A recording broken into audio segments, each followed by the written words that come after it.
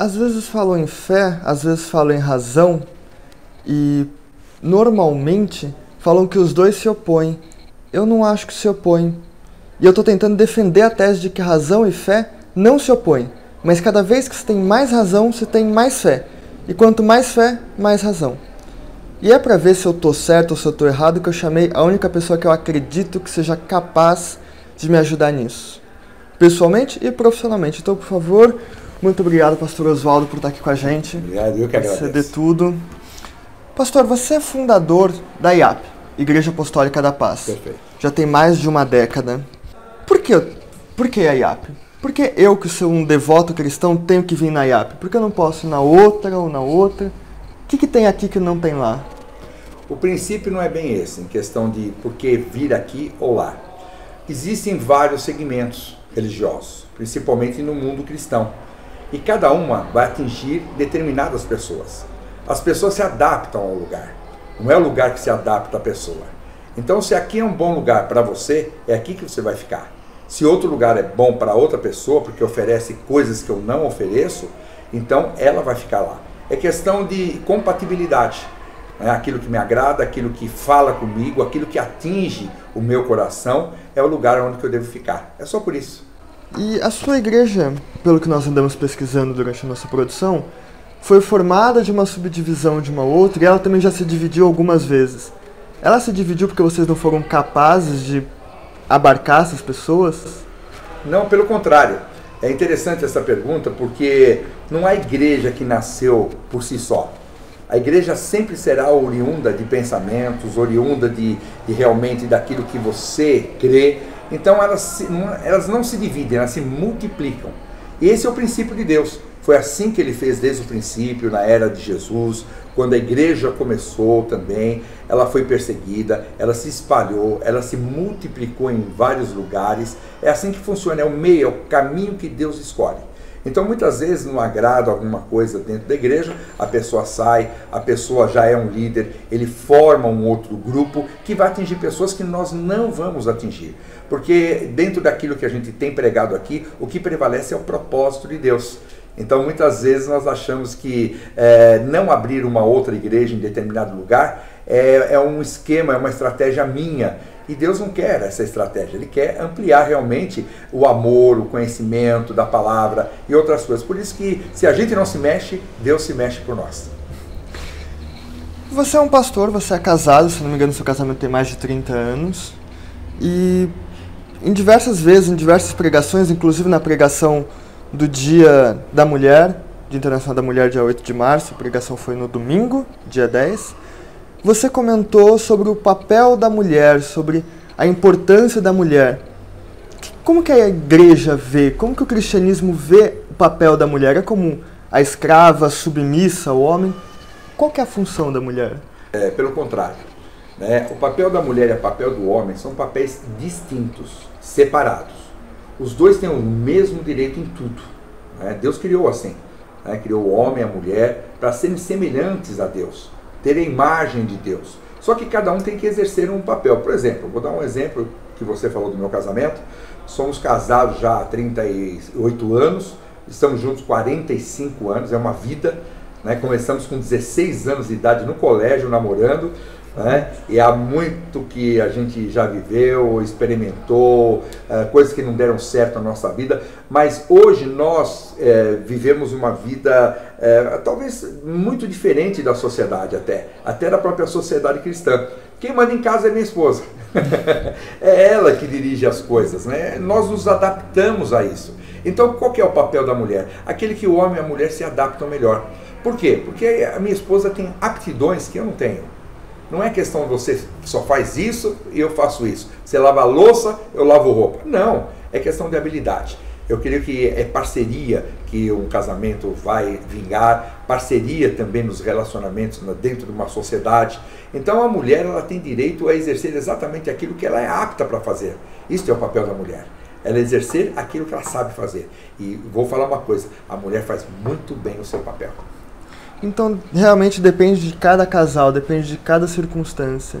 Sim, não é um papel específico. Não é uma regra. Se você começar a colocar regras, né? Por exemplo, eu gosto de andar de mãos dadas com a minha esposa, né? Eu gosto de abrir o carro para ela, eu gosto de dar flor toda semana para ela, né? Gosto de deixar bilhetinho, ela também faz isso comigo, né? Tem outros homens que não fazem isso. Isso não quer dizer que ama menos.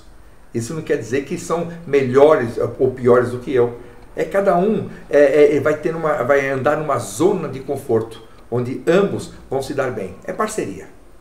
E também voltando sobre o casamento, nós estamos falando do papel da mulher, agora o papel da esposa dentro do casamento. Por exemplo, se não me falha a minha parca memória, o divórcio não é muito bem visto pela igreja, pelo cristianismo.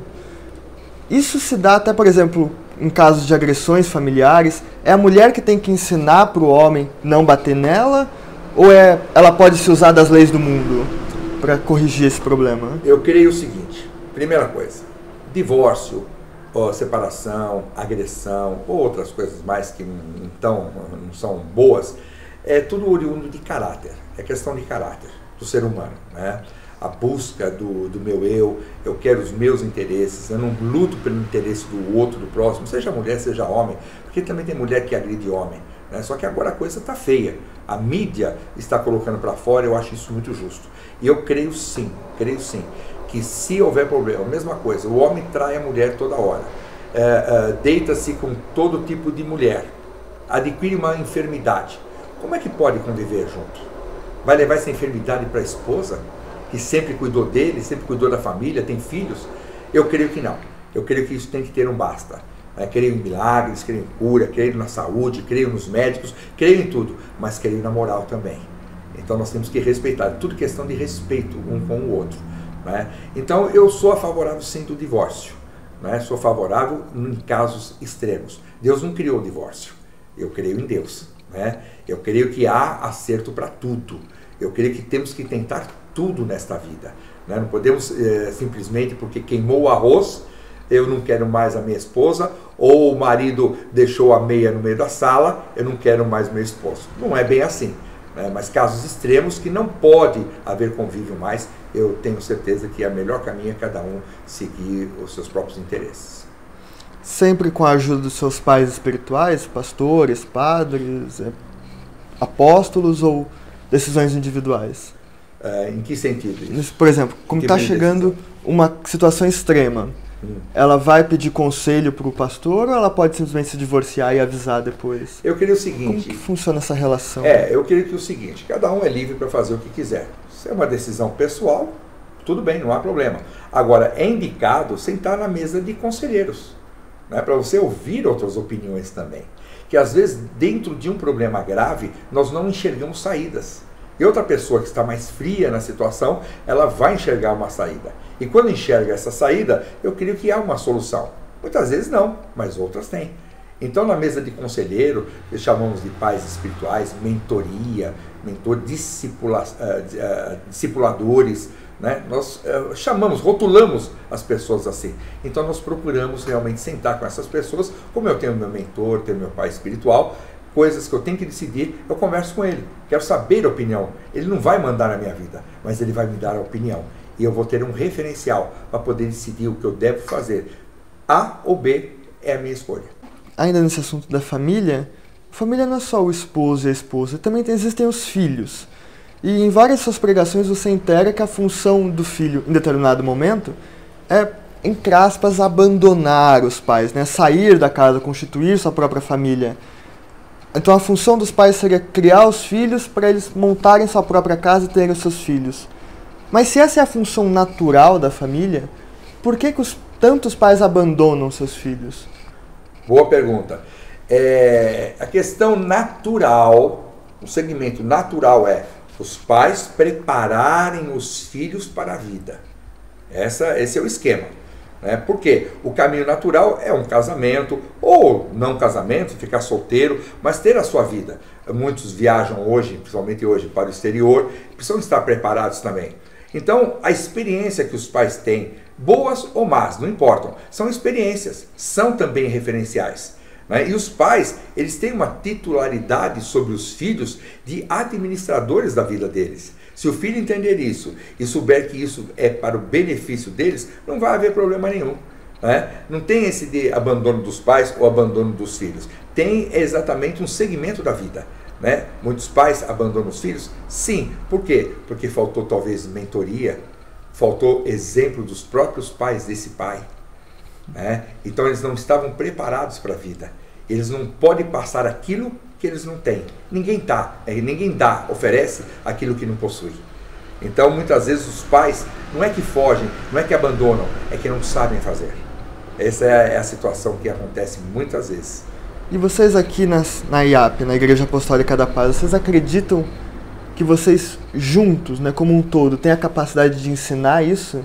Ensinar para uma pessoa que não teve um pai como ser um pai? Sem dúvida, sem dúvida. Desde aquilo que eu falei, esse princípio. Eu preciso ter para dar. Nós estamos numa sociedade hipermoderna. Nem estamos mais no pós-moderno. Estamos na hipermoderna, onde todo mundo faz o que quer. Onde tudo é relativo, tudo é subjetivo. Né? Então depende muito da pessoa querer. Não é o fato de quem vai ensinar, mas de quem vai aprender. A pessoa tem que estar aberta, que muitas vezes ela começa bem e termina mal.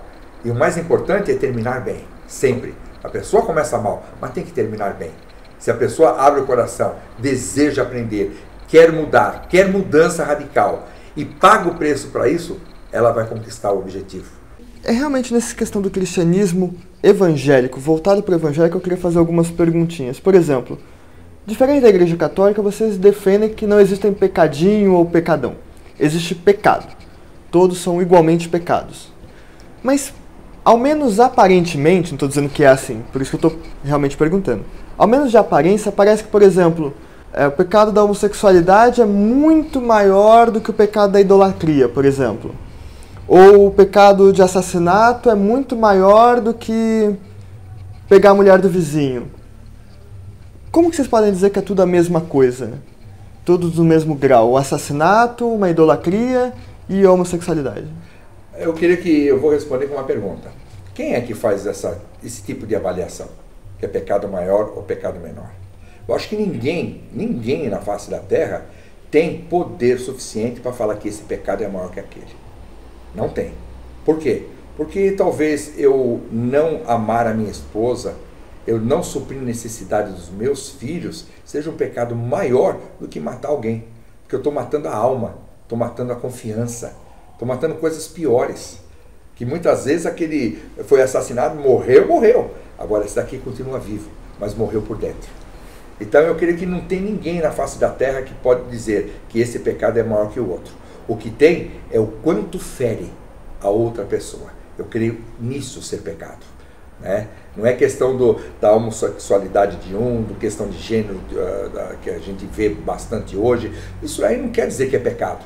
Se a pessoa vive bem, não é pecado para ela. Pode ser pecado por referenciais doutrinários, referenciais de religião. Dá para entender isso? Mas é a mesma coisa. A pessoa que abandona a casa, a pessoa que não trabalha direito para o seu patrão, é um pecado também. Porque ele é pago para aquilo, ele está roubando o tempo do patrão. A confiabilidade que o patrão exerce sobre o trabalho que ele ofereceu para ele. Paga todo mês. E se o patrão que não paga, paga atrasado? É pecado. Porque está ofendendo a família que precisa comer. Então essa questão de pecado também é relativo. É algo hipermoderno, né? E é mais fácil, então, a gente nivelar tudo. Tudo é pecado. Né? Agora, os pecados eles podem ser solucionados. Tem pecados que não há mais solução. O pecado da morte matou. Você não tem mais solução. Não tem como você, hoje, humanamente falando, ressuscitar aquela pessoa. Né? Já aconteceu. Já era. A pessoa vai presa. Ela vai e muda a sua atitude dentro da cadeia. Ela, vamos dizer, se converte. Ela pode sair da cadeia? Lógico que não. Ela tem que cumprir a pena imputada pelos homens. Deu para entender? Então, pecado tem sua pena. Seja ele pequeno ou seja ele grande.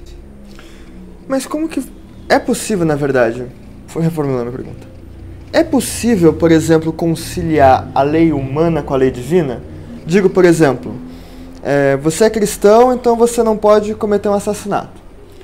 E aí, de repente, a lei te obriga a fazer algo que vai contra aquilo. Não, assassinato não é um bom exemplo, mas, por exemplo, da idolatria.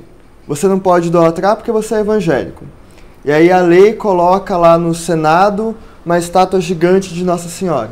E toda vez que você vai entrar, por um exemplo genérico, né? Você é obrigado a se curvar para a estatuazinha. É possível conciliar as leis dos homens com a lei de Deus? O que eu tenho que fazer? Quem que eu tenho que obedecer, na verdade? Tem duas palavras, duas passagens interessantes na Bíblia. Meu referencial é a Bíblia, não posso fugir disso. Uma é Daniel, quando houve uma lei do rei Nabucodonosor, que todos no reino tinham que se encurvar diante da estátua que ele ergueu. Davi se recusou. Não, eu não vou, eu não creio nesse Deus. Por questão da idolatria, eu não creio nesse Deus. Meu Deus é outro. É questão do respeito. A lei está respeitando o meu pensamento? Não. Então, não é uma lei correta. A lei, ela precisa respeitar ambos os lados. Tem que entender. É a mesma coisa. Se a sua opção é uma questão de gênero, tem que ser respeitado. Agora, tem que respeitar o outro lado também. E não concordar com isso. Eu não jamais iria me curvar a uma estátua, porque não creio nisso. Mas eu já criei, eu me encurvava. Deixei de crer, não me encurvo mais. Mas eu tenho que ser respeitado por isso também. Percebe? É a mesma coisa que eu tenho que respeitá-la, não chego lá e vou zombar da estátua, vou quebrar a estátua, que é desrespeito. Também tem que ser respeitado nesse ponto. Então Daniel, ele sofreu consequência por causa da lei humana. Mas a lei divina superou tudo isso daí. Ele foi salvo no último minuto.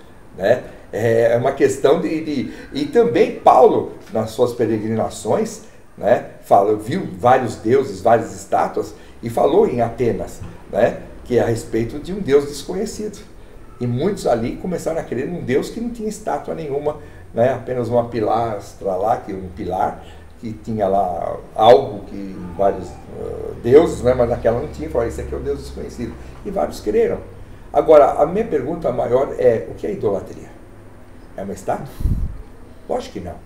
Idolatria muitas vezes pode ser eu mesmo. Eu me adorar a ponto de estar fora do equilíbrio. Idolatria é tudo aquilo que substitui algo correto, que sai do equilíbrio. Isso é idolatria. Não é estátua. Mas é você, o meu carro é tudo. Isso é uma idolatria. Você pode idolatrar um filho até. Algo doentio. Idolatria é algo doentio, que sai fora de realmente um equilíbrio normal de pensamentos e até de filosofias. Uma perguntinha que não estava programada, mas que me surgiu agora, que você está falando sobre a idolatria não ser simplesmente de imagem. Para você não cometer um pecado, você tem que conhecer o seu mundo, Você tem que conhecer o mundo cristão, ler a Bíblia. Mas o que torna uma pessoa realmente convertida? Que momento eu posso falar? Agora eu sou convertido. O que acontece? O que é conversão? Conversão é mudança de paradigma, mudança de direção. Hoje eu creio isso, agora eu creio naquilo. O mais importante disso é o seguinte, viver o que crê. Não crer, professar, mas não viver. Isso é idolatria. Isso é mentira. Isso não é uma realidade. É a mesma coisa. Você é um filósofo, você é um repórter. Você tem que viver isso. Você tem que comer isso o dia inteiro. Você tem que crer nessas coisas. É por aí que você vai viver, é aí que você tem o sucesso. A última pergunta que eu vou me dar o direito de fazer é: como você pode ainda acreditar em Deus? Como você pode ainda pregar sobre o cristianismo, sobre Jesus Cristo, depois de, por exemplo, metafisicamente, Nietzsche ter matado Deus? Ou como que você pode pregar o cristianismo depois de Spinoza ter negado até a existência de milagre? Como?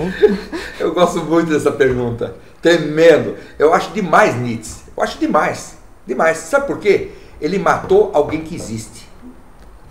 É simples assim. Ninguém mata aquilo que não existe. Ele cria em Deus. Ele apenas não admitia Deus. A diferença é essa.